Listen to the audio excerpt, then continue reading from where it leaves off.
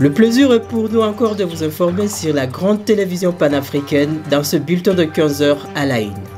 Lors de son séjour dans le Katanga jeudi dernier, le président Félix Tshisekedi a exprimé son ambition de voir un réseau ferroviaire moderne reliant les principales régions du pays. Il a déclaré « Je rêve d'un réseau ferroviaire reliant le Grand Katanga au Grand Kasaï, du Grand Bandundu à Kinshasa, au Congo central jusqu'au port à eau profonde de Banana ». Ces projets ambitieux visent à améliorer la connectivité et le transport de marchandises dans l'ensemble du pays, favorisant ainsi le développement économique et social. Toujours à la île, l'ambassadeur de la RDC en France, Emile Ngoï Kasongo, appelle tous les Congolais, y compris ceux de la diaspora, à soutenir et participer au concert de la paix, Solidarité Congo, qui se tiendra le 22 avril 2025 à l'Accor Arena de Paris.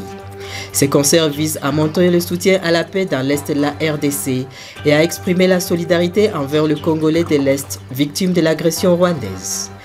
Pour Emile Ngoï, ce concert est une occasion spéciale de rassembler la communauté congolaise autour de messages d'espoir et de paix. Le conseiller principal du président américain pour l'Afrique appelle au retrait des troupes rwandaises de la RDC. Lors d'une conférence de presse hier, Massad Boulos, conseiller principal de Donald Trump pour l'Afrique, a fait le point sur sa récente tournée sur le continent. Il a notamment appelé au retrait des troupes rwandaises du territoire congolais, dénonçant les soutiens militaires de Kigali au M23.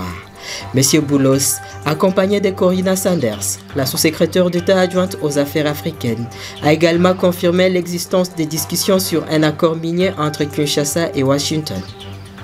Un calme précaire règne dans les zones frontalières des Kabaré et Calais après de violents affrontements. Des combats intenses ont opposé les combattants Wazalendo aux rebelles de l'AFC M23 pendant 48 heures, du mardi 15 au mercredi 16 avril dernier. La situation reste tendue à Katana, où des sources locales rapportent des échanges de tirs nourris.